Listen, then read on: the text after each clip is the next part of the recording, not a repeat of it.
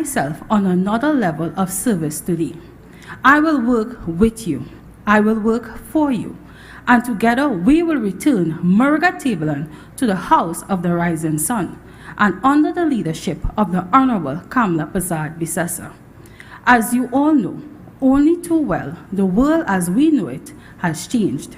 COVID-19 has made us unable to meet as we usually would, unable to meet with friends and families, unable to go about our daily lives on our terms.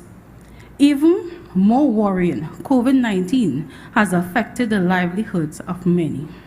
It has taken food off the tables of many families who were already struggling and who already face great uncertainty because of the sunken state of affairs of this country. Sad. COVID-19 has shown us and exposed how much this incompetent and wicked PNM government has failed to deliver basic services to our people. They have failed in every single thing: water, sanitation, food, education, healthcare.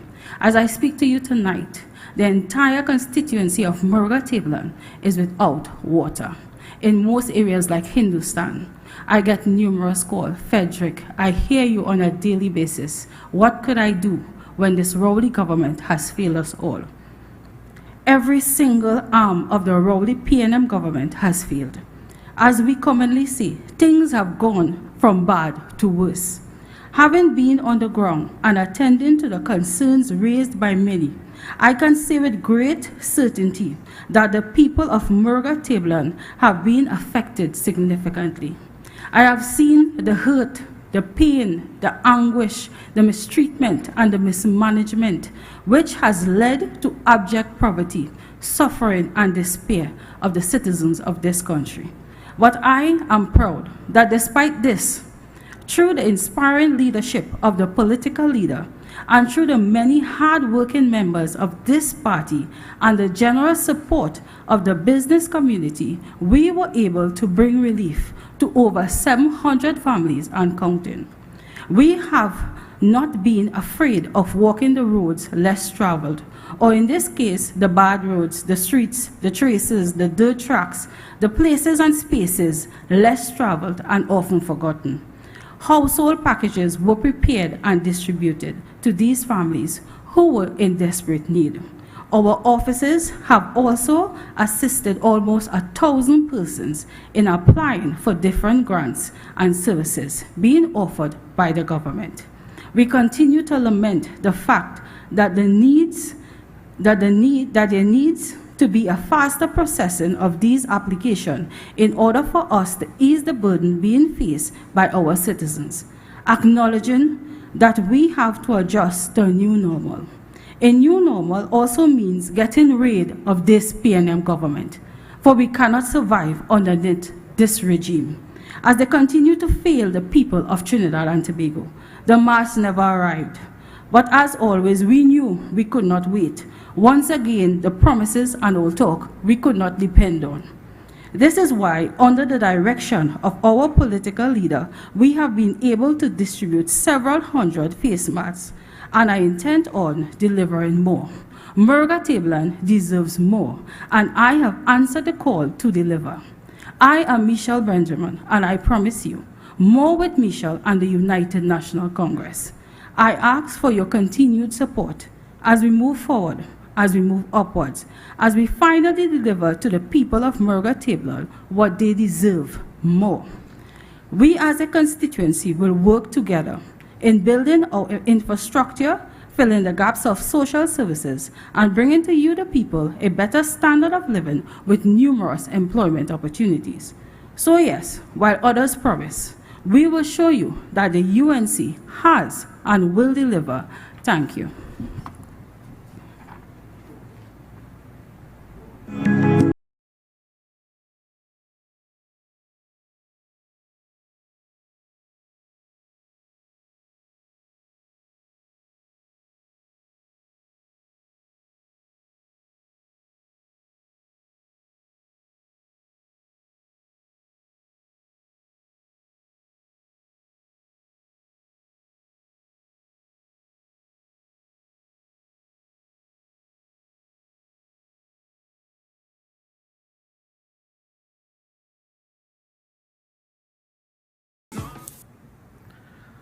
Good evening to the Honorable Political Leader, Mrs. Kamala Prasad Bisesa of Senior Council, Honorable Members of both Houses of Parliament, Members of the National Executive, my San Fernando West family, and last but certainly not least, to all persons streaming us live on their different devices, my UNC Work Nation family. My friends, the UNC has and continues to listen and then lead. We have heard the call of the people of this country to stay connected. In answering that call as mandated by our political leader, Mrs. Kamala Prasad Bisesa, we are now partaking in something historic, something groundbreaking, something revolutionary, the launch of what can be considered the very first of its kind, a virtual meeting right here on the ballot. In proper UNC fashion, we have led the way through innovation on maintaining our relationship with the people of Trinidad and Tobago, and we soon expect our efforts would be imitated by those who are bankrupt of ideas. But you know what they say, imitation is the best form of flattery. Since last we spoke, I informed you of the tremendous amount of work that we started doing in San Fernando West, and the plans that we had for continued growth and presenting real people-centered representation. Then came that fateful day of the 12th of March, when Trinidad and Tobago recorded its first COVID-19 patient. Unfortunately, our country was left standing still as this dreadful pandemic had finally arrived upon our shores. Immediately, our political leader mandated every single arm of our party to get involved, to be activated, a call to action that has never been seen before, whilst respecting all the guidelines implemented by the World Health Organization and the Ministry of Health. We have still found a way to serve the people, serve the people, serve the people. It is at this juncture I want to say a most gracious thank you to all our essential workers, our healthcare professionals, and members of the security service industry. Thank you for the human service you have given to the people of Trinidad and Tobago, and on behalf of our nation, we are forever indebted to you. In answering the mandate of our leader, we in San Fernando West hit the ground running, and to our horrific surprise, we noticed just like many other constituencies, San Fernando West was no different. Our constituency, our people, were left broken by this Rowley regime. I was shocked by the number of persons who were left jobless, without food, pharmaceuticals, and basic supplies. Many were left without a source of income and ultimately left without any means to survive. To add to this perfect storm was an absent MP who the people of San Fernando West had only last seen campaigning in 2015. In my journey throughout the length and breadth of this constituency, I have heard the complaints of absent representation, of political promises and no delivery. I vowed then and continued to do so that I would not only speak of change, but manifest that change in my actions, actions that can be measured and accounted for. The genesis of those tangible actions, together with the Herculean efforts of so many persons within the constituency, shone like a bright light, piercing the smog of this coronavirus. What did we do? We did what was expected of any good member of the United National Congress. We did what was expected of any true patriot. We answered the call of our leader. We acted. And on Tuesday, the 24th of March, based upon the plans designed by the political leader, my courageous team and I established a food drive for vulnerable families. We proceeded to go a step further in accordance with those directions. On Thursday, the 26th of March, we established the San Fernando West Crisis Hotline for those in need. This hotline made it possible for anyone in need to call in and request help. Within the first few days of establishing this hotline, we were overwhelmed with a number of calls. Since the inception of the hotline, we have recorded over 1,200 persons who have called and we have assisted.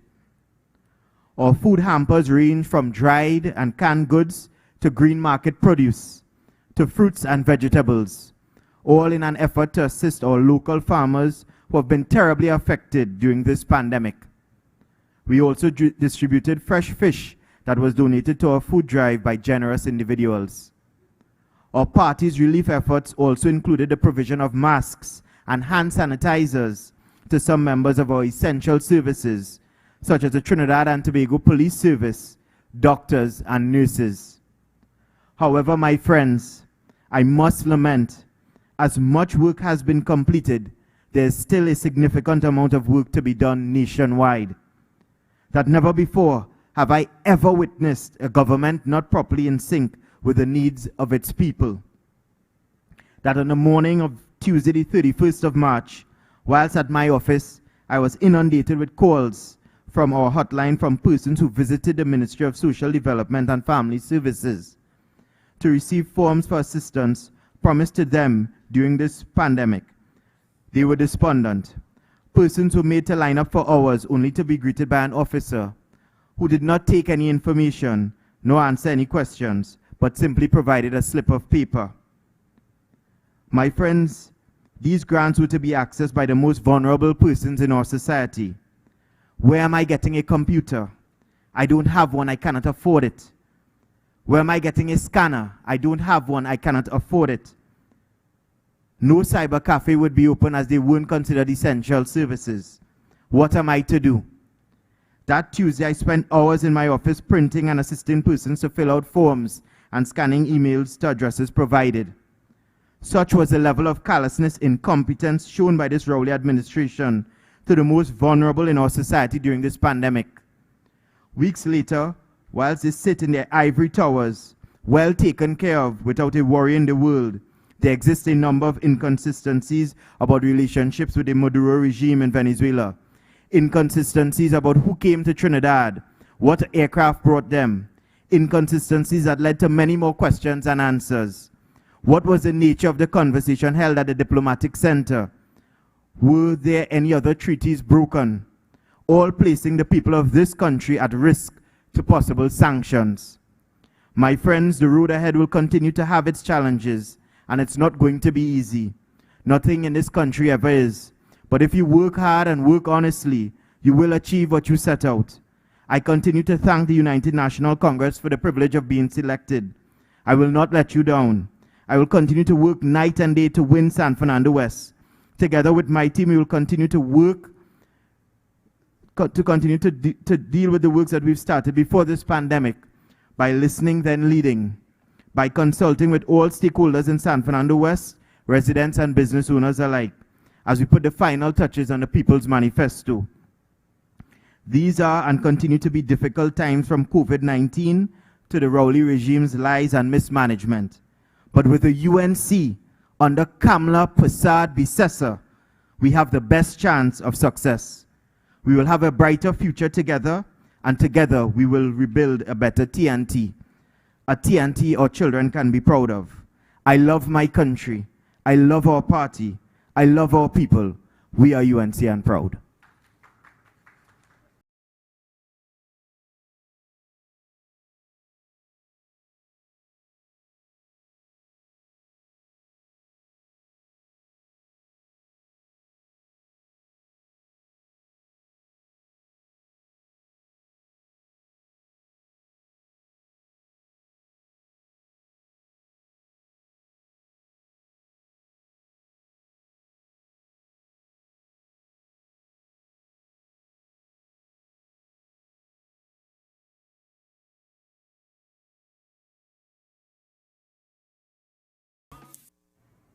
Good night, UNC family. Good night, Trinidad and Tobago, who are tuned into our first virtual political meeting.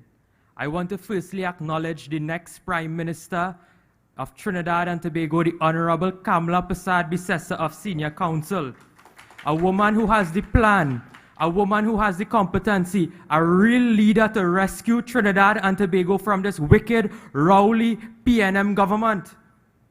And while this world faces a pandemic called COVID-19, Trinidad and Tobago has been infected and suffering from something worse. It is called the Rowley PNM government. It is worse than any single virus.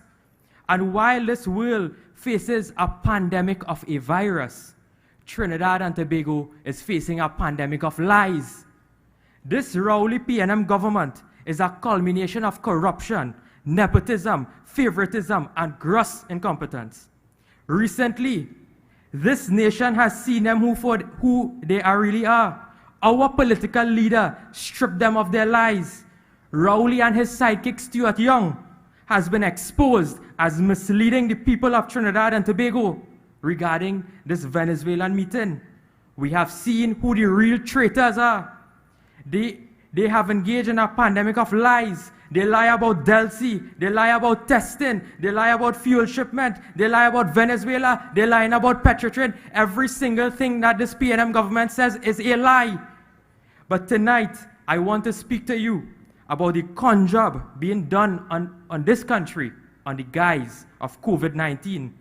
Tonight, we will expose the Rowley PNM for using COVID-19 as an excuse to raid the Treasury for campaign finances in an election year. I want to remind Rowley and his cronies that the Treasury of Trinidad and Tobago is not the bank account for Balize House. The Treasury belongs to the citizens of Trinidad and Tobago. We must remember that before COVID-19, Imbert, as the Minister of Finance, has destroyed and flattened our economy. They failed to diversify the economy. For 4 years, they increased the public debt to over $75 billion. It means that Trinidad and Tobago is now owing local banks, foreign banks, and other entities, including a senior minister of the Rowley PNM government, $75 billion. It also means that the PNM had raided NGC of close to $8 billion in just under 4 years. They overmaxed the overdraft. They withdraw the overdraft account by over $41 billion, and they have nothing to show for it. And you would remember they put their dirty hands before COVID-19 in the Heritage and Stabilization Fund, taking out billions of dollars. They have spent over $200 billion with nothing to show for it. Absolutely nothing. They are failures. But before COVID-19, they crashed the economy, causing some businesses to close down and others to become crippled. Since this COVID-19 lockdown on 16th of March 2020, it is about 2 months. Most businesses have been asked to close and shut their doors. They have already been suffering, and now the lockdown has affected almost all of them. It will now be about 26 days without a single new COVID-19 case. But this wicked, this uncaring Rowley government continue to have businesses closed. You have all of the business chambers in this country begging the government to reopen. But let me get this straight. While we are asking for businesses to be open, they must strictly adhere to the guidelines relating to sanitation and proper hygiene. There are hundreds of businesses that are closed and thousands of persons who are without jobs and without salaries for over 2 months. How are these people expected to feed their families while this Rowley and his lazy, incompetent cronies sit down and receive a fat salary? There are people out here that are suffering. We see the suffering on a daily basis. Sean told you about it. Where mothers are so desperate, they are telling you to buy baby milk for them. They rather go hungry but feed their children. Feed their children. That is where the Rowley government has placed the citizens of Trinidad and Tobago. But there's a difference between Rowley and our political leader, Kamla Persad-Bissessar. Even before there was a crisis, she introduced something called a baby grant, where mothers of this country was able to access food, milk for their babies. Under this Rowley government, you have babies who are suffering and going hungry night after night. And this is the governance that we expect from this wicked, uncaring Rowley PNM government. It is time for them to go. They must call the election now. The UNC is ready to take Trinidad and Tobago back onto the path of progress and the path of prosperity. Now we have seen that this Rowley PNM government has taken advantage of this COVID-19 with wild spending, Many of you all will remember that they have rented quarantine facilities. There is one facility in particular that is in Sangre Grande. You would know about that facility, where we learned that as soon as they were putting people inside there, it was cockroach infested. And you know how much they asked the people of this country to pay for that facility? They asked them to pay $105,000 per month for a cockroach-infested facility that we use for 1 month. 1 month. Total, we spent $315,000 on one facility. That fella who owned that facility, I don't know him, but I really don't know if people in the PNM might know him. That is the question we have to ask. Then they went down Balandra, and they put some other persons down there, and they spent $85,000. $85,000 of taxpayers' money to rent this quarantine facility. And that is what they asked the people of this country to accept. We must say no to Rowley, and we must say no to his cronies, and we must say no to Stuart Young. So let them boast how much they want about handling COVID-19. There are questions to ask where they are raiding the treasury under the guise of COVID-19. They are tendering for projects under this government where it is not transparent, where there are questions to ask, where selected few are getting these contracts. Then we hear IMBIT is spending over $6 billion. $6 billion. Trinidad and Tobago has 116 confirmed COVID cases, but you are spending $6 billion. You ever hear nonsense like that? You hear they're spending millions of dollars on food card, on grants, but yet you have thousands of students who were on the school feeding program who are not accessing food cards. You know what's part of the COVID expenditure? VAT bonds. How that reach there? Hotel grants. How that reach in COVID expenditure while doctors, while police officers and other first responders were complaining that they don't have proper PPE. $5 million they're spending on masks in this country. Not one single mask has this government paid for or given out, but yet they're boasting they're going to spend $5 million on masks. We have to ask this PNM government where the money really going, because this is an election year. This money is going somewhere. We in the UNC, we have been on the ground, constituency by constituency. Sean, Michelle, the political leader, deputy political leader, Jolene John, have been on the field giving persons relief because this PNM government has abandoned the citizens of Trinidad and Tobago in a time of need. But there are many more issues to raise on this platform tonight, and I want to leave you by saying that the UNC is ready for government. It is time that we remove this wicked, uncaring, Rowley PNM government. I thank you very much.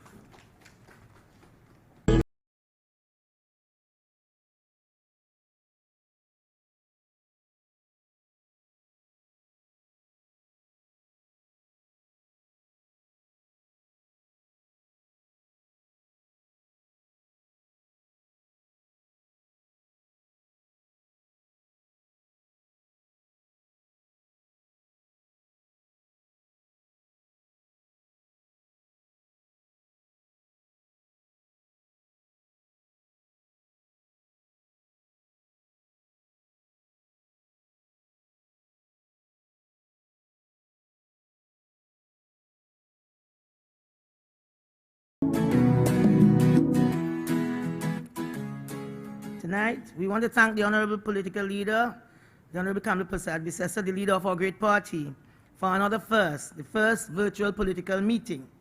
The UNC is in a constant state of innovation and change. We are proud of our deep bench of talent, led by our brilliant senior counsel, first female Attorney General, first female Prime Minister, and soon to be the first second female Prime Minister of Trinidad and Tobago. Trinidad and Tobago, as the 2020 general election come closer into focus, now more than ever we have more pressing matters to be placed on the ballot, and now is the time to do just that. In preparing for my remarks this evening, I randomly just Googled a man by the name of Nicolas Maduro.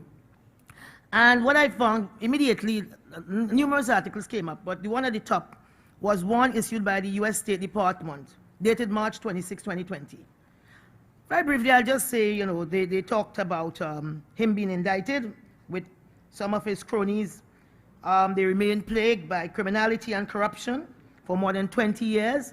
And on that day, on the 26th, it was announced that criminal charges against Mr. Maduro had been, he had been indicted together with his top lieutenants, a narco-terrorism partnership. The scope and magnitude of the drug trafficking alleged was made possible only because Maduro and others corrupted the institutions of Venezuela. Now,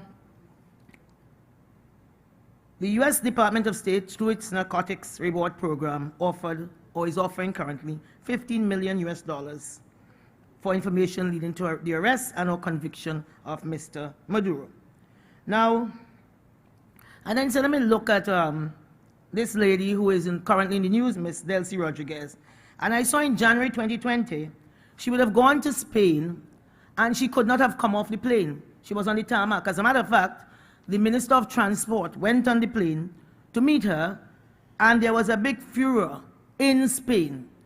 They said, one person even remarked, he said, if this is confirmed that the minister really met with her, he cannot continue to lead the ministry for even one more day. For even one more day. Spain's image and compliance with EU's resolution is very important. Yet in Trinidad and Tobago, Young and Rowley opened our borders, met with this lady, invited her back to the official residence, wine her and dine her. As a matter of fact, Rowley was so enthralled that he said he didn't see the other people with him, he just saw a woman. And they're telling Trinidad and Tobago tonight, just take that and cool it. I say tonight, Rowley and Stuart Young gotta go, and they gotta go now. This lady in Spain is under investigation for money laundering and diverting funds from that same oil company, PDVSTA. In April of 2019, it was really revealed that Rodriguez was implicated in the corruption scheme, laundering 500 million euros in Spain.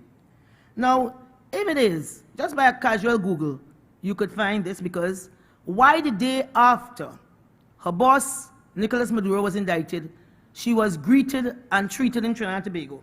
You see, I raised this to talk about this other incident when, you will recall, at the UNC's Monday Night Forum on the 18th of February 2019, a young black man came onto the platform of the UNC named David, and he spoke about, very briefly, about needing to change his life, about jobs, that they wanted an opportunity.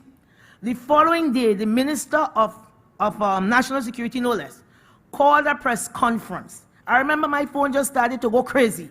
And I said, what is this man up to now? I heard he had called a press conference and said this guy is a criminal. This is a young man who said, I want to change my life. He went into his database, although he said the file just flew into his hand. So he's not now lying. All right, suddenly he just think about David and a file just flew into his hand. And that press conference, as a result of the press conference, the incident of him speaking briefly on the platform about changing his life was the front page news. Now, we are not a single story. And what I want to tell Trinidad and Tobago tonight is that his mother, David's mother, ran about 6 miles to find her son when the news broke. Because prior, she had lost a son to jail. The son was accused of murder, and since he was 15 years old, he had been locked up. At this time, he's about 25, 26. And there it was that this gentleman used his high office to place whatever this young man's record in the public domain. So I'm saying, if Stuart Young could go wherever, or the file just flew in his hand, how could he not have known that Delcy Rodriguez would have gone to Spain, and Spain to Venezuela is like Trinidad to Britain? That's the kind of relationship. And she couldn't come off that plane. And today, they are there twisting themselves into a pretzel. They are talking about, a letter emerged, he's talking about it's a public servant to a public servant, as if a public servant could give an instruction to open the borders. Now, these guys don't care who they hurt, who they damage, and who they destroy. But tonight, I mean, a lot of people, there's a lot of editorials now about this Stuart Young thing. Mr. Young, just go. Mr. Young, go now. And today I think I saw silence is not an option. Now, My advice to Stuart Young and Keith Rowley tonight is, when you're in a hole, stop digging. And as far as I'm concerned, you need to go, and you need to go now. Just stop it. It is just too much lies, this mouth of lies and disrespect for Trinidad and Tobago. It's just too much. The two are feverishly trying to find a lie to fit the peculiar circumstances in which they have found themselves. At first, it was when Dr. Rowley was asked, he said, don't ask me my business. Then it was about COVID. Then it was about the 17,000 Venezuelans who have found themselves here. And then it was about national security, because they're trying that the lie could fit this crime scene that appears to be emerging. Now, after our political leader made a very dramatic and truthful disclosure, you will recall with this passenger manifest, that was the only time Trinidad and Tobago knew who would have come on that plane. Trinidad and Tobago didn't know. Every time they would like send the fool a little further. So there was, so we got that disclosure. Dr. Rowley then goes off into a press conference and decides that he will call the political leader a traitor for being patriotic. Because with Rowley, you see, when you see something, you must say nothing. See something that he did. Because they are there having themselves hoisted upon some petard of integrity and morality, when in fact, they have no morality, right? And they have a moral deficiency as far as I'm concerned. You see, Rowley is saying that all he could remember, he saw a woman and a man. But rumor has it that is kind of typical, you know, allegedly, allegedly. Rumor has it. He saw a woman, and then his backup singer sobers said, well, I saw some men running down a corridor, and they just disappeared, you know. We didn't know who it is. And here diddle the cat and the fiddle. The Minister of National Security saw two men, men running down a corridor in the diplomatic center, and you did not even go to find out who it is, but you will take your energy to prosecute a black boy called David. You couldn't care less, right? My other colleague spoke about Paria. So as far as I'm concerned, Stuart Young must, as the Sunday Express said, in an unprecedented front page that wrapped the front page on Sunday when I looked at the papers, you couldn't miss it. Stuart Young must go. Followed by Wednesday, just go now, Mr. Young. And today, silence is not an option. I say, whether Stuart Young go loud or he goes soft, he just needs to go. You see, all of these lies is really damaging the soul of the country as it stands now. What are we going to tell our children? Today I was seeing, I think I saw a video somewhere on one of on Synergy, and it was a video of Mr. Manning talking on a political platform. And I mean, now in retrospect, he was a prophet. He said, what the statement he was making, he said, show me a liar and I will show you a thief. I cast no aspersion, but I don't understand what it is that these gentlemen don't want us to find out. That they are just telling one lie to cover up another lie, but it is now overbearing, and prominent citizens are coming out and saying the attitude that they have displayed even to our international partners is unconscionable.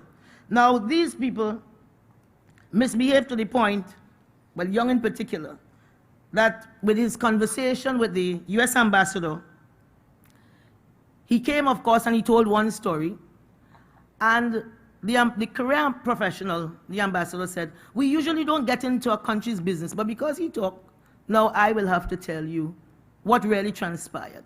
And up till today, Mr. Young is still there saying that the misprint is Calypso. Well, words to that effect. You know, so we did not hear what we heard. There's a video going around with him in Parliament. We didn't see what we saw because they are telling us, no, it is not that. What you see with your eyes is not what it really is. So, for some reason, which remains a mystery to the citizens of Trinidad and Tobago, Rowley and Young appear joined at the hips. And basically, that's a matter for them. That's not a matter for us. We have said they have outlived their shelf life and they need to go, and they need to go now. Our honorable political leader has built hospitals, miles of highways, schools, health centers, housing, thousands of houses. And now is the time to build out your community. Kamla Prasad Bisesa and the UNC team is committed this time to build for you. Now is the time, ladies and gentlemen, to make a change, to throw out these liars, these unconscionable human beings who just don't care how much they destroy Trinidad's international reputation and put our lives and livelihood at risk. We say no more. We say no more. We say now is the time to get rid of Rowley and Stuart Young and the whole pack of them. Ladies and gentlemen, I thank you.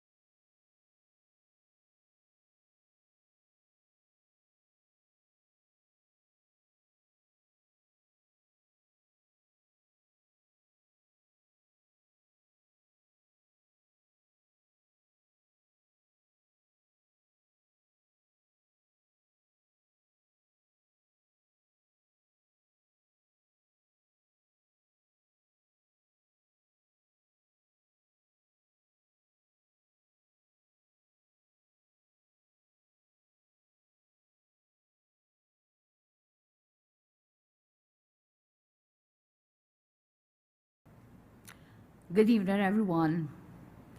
Welcome to the first of its kind, our virtual platform here.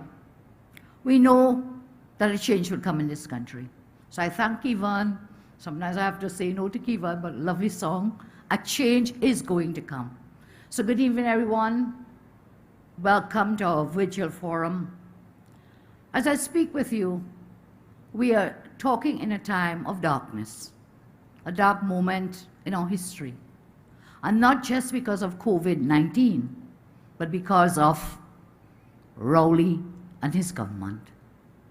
And today I see they're trying to separate themselves, you know, to say Young is Young and Rowley is Rowley. Listen, they are joined at the hip. Young must go and Rowley must go and his government must go. And that is why we are here with you tonight. Because we cannot wait for them to take our country down this dark road to this journey that they are carrying us through. We have to ensure that we can speak with you. And I thank you, those who have tuned in, whether on radio, on the airways, on the Facebook. Thank you for inviting us. Thank you for having us in your living room, because that's where we are now. We would have been in a school somewhere, Monday night, Wednesday night, Thursday night, whichever night. And I promise you, we will meet again soon. We will meet again soon. We will come out of this time, and we will be able to meet one-on-one again soon. So allow me to share some thoughts with you. We are grappling with this health pandemic, COVID-19. My colleagues have spoken with you. And let me ask you at home, if you can't clap, I can clap here. Give a big up to Jalen John, our deputy leader, who has joined us here. Deputy Leader David Lee, who is here with us, Deputy Leader Khadija Amin, who is here with us, and others, but we are locked down, so Chairman is with us, and thank you all. So we have to keep small. So I.A.N. is saying, don't big up everybody, because we are very small lockdown here, but you are out there, and you are very big. So I'll big you up, our listeners, our viewers. Thank you for joining us so much. And we felt it very important to address you at this time. And as you know, my government was a visionary government. My opposition members, we are visionaries. And that's why we join you in this, the first of its kind, in a virtual meeting tonight. And what can I share with you? I can share all the darkness, but I want to give you hope. I want to tell you we continue our screening. We screened, we have named 4 candidates thus far. And we'll continue screening. We did some screening this week.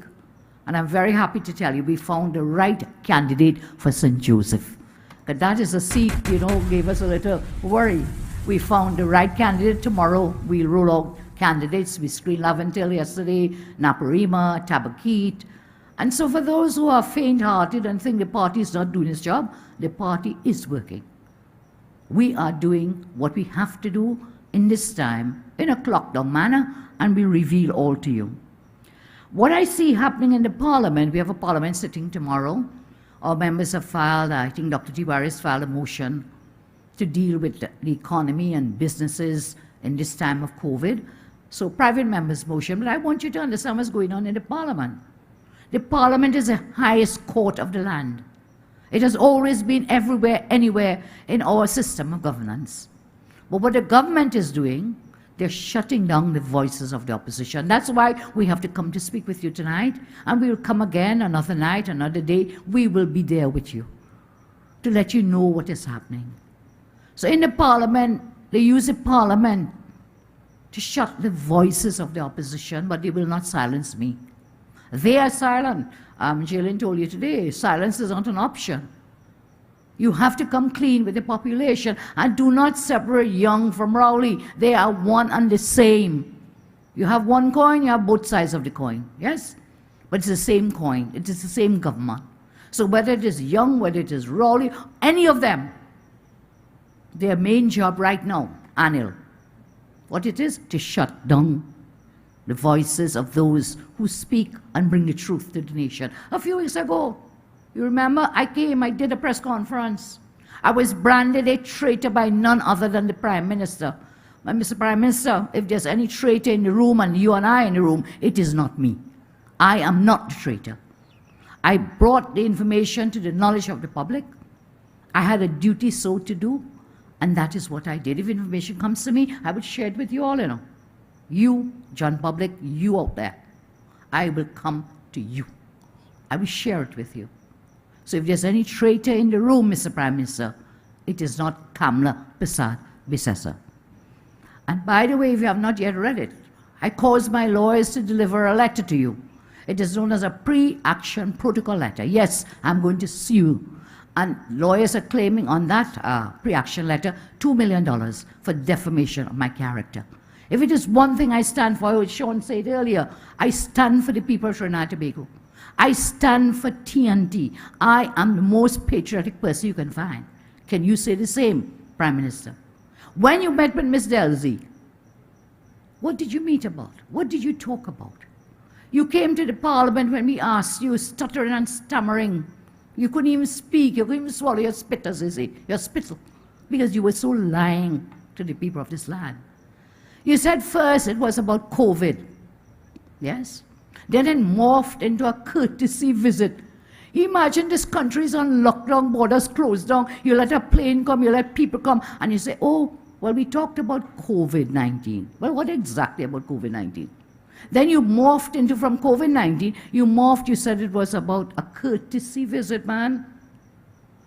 Countries on lockdown and you having courtesy visits from PDVSA officials, sanctioned officials, indicted officials. Ms. Delcy was indicted by the United States for what? Money laundering, narco trafficking. Show me your friends. They are your friends. You open the gates of our country, you let them in. And our own nationals in Barbados, what happened? You couldn't let them come home.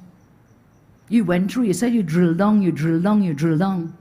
In the law of this land, only one person or two, the Prime Minister and the Minister of National Security, could give permission to land in our country when the country shut down. So you gave permission for Ms. Delzy and the delegation. And then the Prime Minister said, well, there was a set of men, I don't know who they were. First he said that, remember, he said set of men. Well, Delzy is obviously a woman. And there's another name from the manifesto, there's another female. So he says that a man. Eventually now he says he didn't know who that man was. So he morphed the meeting, COVID, courtesy visit, and then he says, okay, it was about national security. You sit down in a meeting, Mr. Prime Minister, man. It's frightening. And you don't know who the man was. You said, I am only now discovering after I spoke. In my press, he's now discovering this man who is the present president of PDVSA. You are sitting in a meeting. You say it's about national security issues, and you don't know who the man was. Anybody believe that? You hear a lie? That has to be a lie. That has to be a lie. And so the lies continue. And you know, we take our role, our jobs as opposition members very seriously. And I promise you, the people of Trinidad and Tobago, when the information comes to us, if it is damaging for us, then it is our duty to disclose it. Again, branded traitor, well, I'll take that anytime, if it means staying true and patriotic to the people of Trinidad and Tobago. So what can I tell you tonight, apart from in the last 48 hours, we've seen the embarrassment internationally. But I want you to know, I will stand for you. I want to make it very clear. We never asked for sanctions for this land, but today I will ask for sanctions, and the sanctions will be on the persons who were complicit in this whole cover-up, COVID cover-up.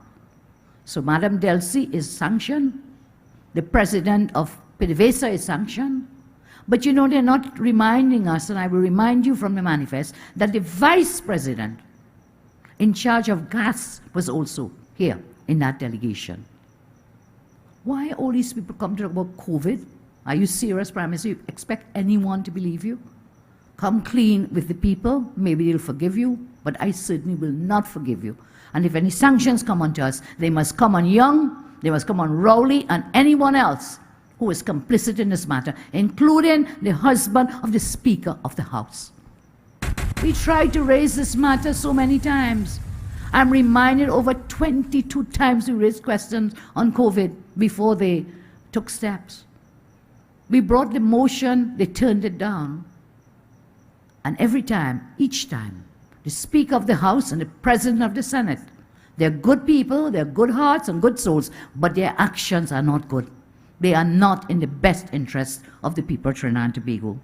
So I will share with you something. You know, I have all these written speeches on Anita and Julie, and they gave me 17 pages, but tonight is not the night for all of that. I thank them. I thank them for it. But I do want to tell you this. We have a plan for Trinidad and Tobago. We have a transformation plan for all of the people of Trinidad and Tobago. And in that plan, we have ideas, we have suggestions. I've shared it with the government. It's out on our Facebook, it's out on our website. It's very clear, it's open to anyone. We have nothing to hide. We have a plan. We will welcome your suggestions. Go up on the Facebook, look at it, go up on the UNC website, you'll find it. And that plan is about creating jobs to get Trinidad and Tobago working again. Everywhere I go, people take the hampers, yes. I thank the UNC team, they've been out there, they've been distributing hampers. I said yesterday, and I repeat, we've distributed over 60,000 face masks. 60,000, did you know that? Thanks to the Good Samaritans. When we couldn't get the masks sewn, we actually gave the bandanas. Anybody who got that hamper would have got a face mask or two in there. We've done that. But what do we need to do to get this country working again? So we have to diversify the economy. We've been talking about that. You know, I'm so happy to see the things that we built. They're using them now. The Debe campus, I.A.N, built by my government. They have it as what they call a step-up or step-down facility, yeah? We built the National Tennis Center, and they are so into rackets, they renamed the center the National Racket Center. From National Tennis Center, it became National Racket Center. They're using that too, we built it. The hospital in Arima, don't fool yourself, we built that hospital. The Couva Hospital, they don't want to call it Children's Hospital, they changed the name as well. You know, Shakespeare always said, what's in a name? A rose by any other name would still be a rose. So that Couva Hospital, they are using it today. They left it empty, vacant, 4.5 years. Well, when push come to shove, that facility, I'm so proud that we built it. Thanks to Jill and John. Thanks to Yudi Kot. Thanks to Rudal Munilal. Thanks to Fuad Khan. In my government, we built that hospital.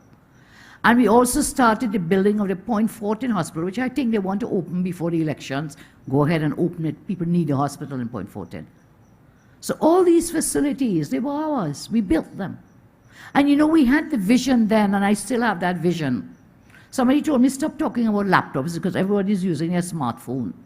But we had the vision to give every child in a secondary school a laptop. My plan was to move from the laptop to the tablets for the primary schools, and I still have that vision because today our children would have been able to use a laptop online for an education. So my vision is for education. I've always said education is a passport out of poverty. For myself, you may see me looking so nice and looking like I have money and think I don't have much money, eh? But I'll tell you one thing changed my life was education. My father, my mother, they always insisted, children, go to school and learn. That's the only way you'll get out of poverty. And therefore I have in my transformation plan, I have a major plank which deals with education. Education. Another major plank is in healthcare. That's why we started building out these hospitals, rolling out these hospitals. Because if you're not alive, you cannot enjoy anything else. So healthcare is so vital.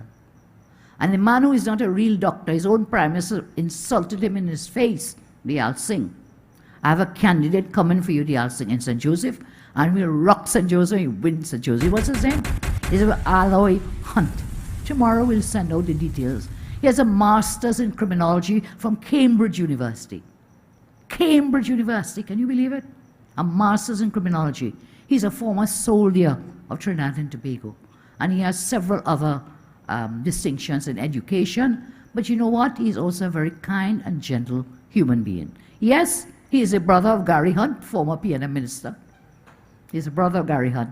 But he's a man on his own, and he's pledged his life to Trinidad and Tobago to serve our country. So in the coming days, we've been continuing the screening, we'll roll out the screening. So a major plank in our manifesto, in our transformation plank, has to do with, as I said, education, healthcare. But it also has to deal with security. Because you must first be alive and safe in order to serve. Another plank of our economic plan is with agriculture. Now, I've seen many people, and I commend Jill and John. I commend the people of La Hogueta Talparo invited me to launch a youth project in agriculture. The young people come off the streets and they're there planting pak choy, lettuce, saive, which I plant myself, as you know.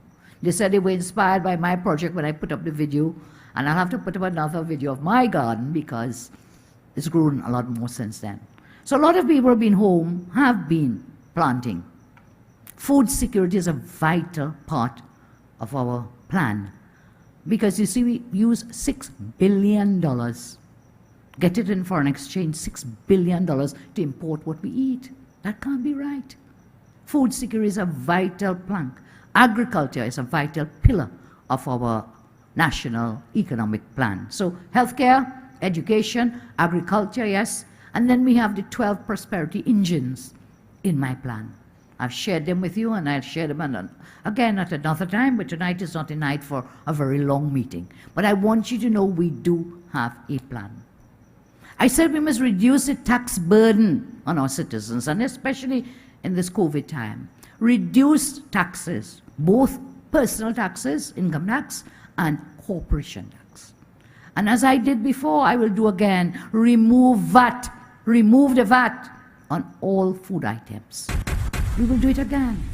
So we reduce the burden, the tax burden on citizens to help us not just through the pandemic, but generally.